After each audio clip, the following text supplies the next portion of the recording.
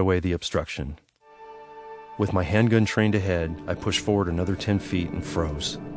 Directly ahead, and as far down the hillside as I could see, stood thousands of large marijuana plants. We knew the growers could walk down the trail at any moment. We waited another 5 minutes, looking and listening for movement around us. Seeing and hearing nothing, Hunter signaled the team to move farther down the trail into the grow site. Contact with the growers seemed imminent. With the main trail in the middle of a downhill slope, we positioned ourselves at a choke point to ambush the growers when they worked up the ridge to water their crop. Our other advantage was the canine. Phoebe's keen sense of smell could detect approaching suspects well before they saw us. Our timing was perfect.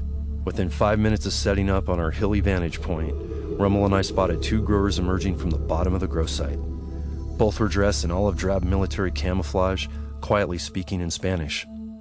We were alarmed to see a stainless steel pistol on the right hip of one of the men. Rummel whispered into the radio, "2 suspects at 12 o'clock, 25 yards out, headed towards us. Be advised, one has a handgun on his right hip." Given the gun violence we experienced from growers in the past, and after several brutal assaults on Phoebe during similar apprehension missions, we weren't taking any chances. The apprehension needed to be as surprising as possible. When the growers were approximately 20 yards out, Rummel gave Phoebe the apprehension command. He released her from the leash and whispered over the radio, "Dogs away!" Phoebe shot toward the men as Rummel and I sprinted behind her. Rushing forward with our pistols trained on the men, we yelled, "Police! Put your hands up and don't move!" The growers stopped just in time to see our speedy canine closing in. With their eyes as wide as silver dollars and their mouths open in shock, the men didn't see us closing in behind Phoebe until it was too late. Before they could run, Phoebe tackled the man on the right, bit his right calf, and forced him to the ground. The grower with the pistol, seeing us closing in, reached for his holstered pistol. In a split-second decision, Rummel and I switched roles. Rummel yelled to me, "Take my dog!" and ran past Phoebe and her struggling grower. I now had to handle Phoebe and her suspect, while Rummel worked to keep the armed gunman from harming our team. Phoebe's captured grower struggled and kicked. Rummel, now face-to-face with his gunman a few yards ahead, trained his Glock on the suspect's chest.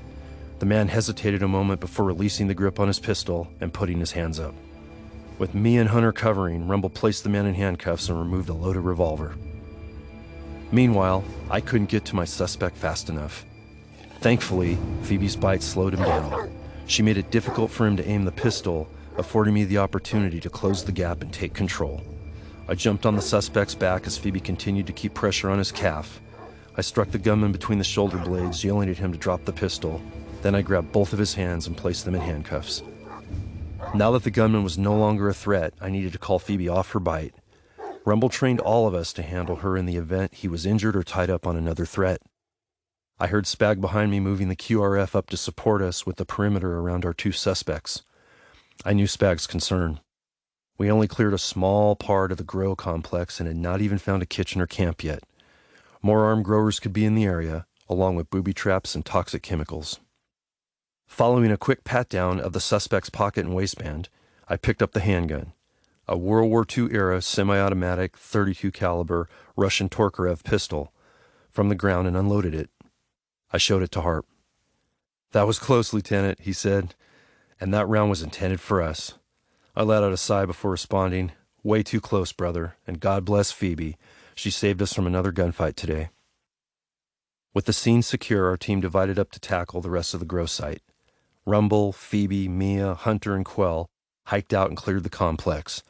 Spag cleaned and dressed the gunman's wound before sitting him down in the shade under a small tree.